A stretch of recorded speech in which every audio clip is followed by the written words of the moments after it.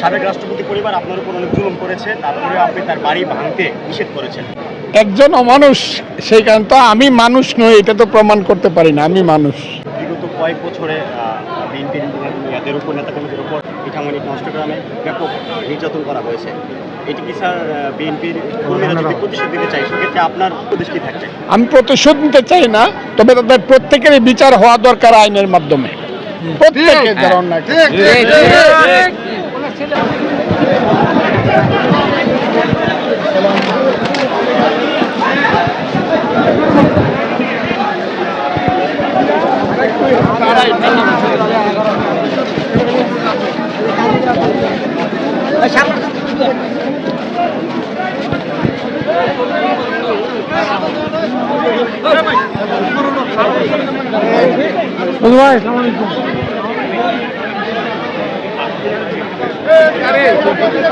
এই তো সাইড দেন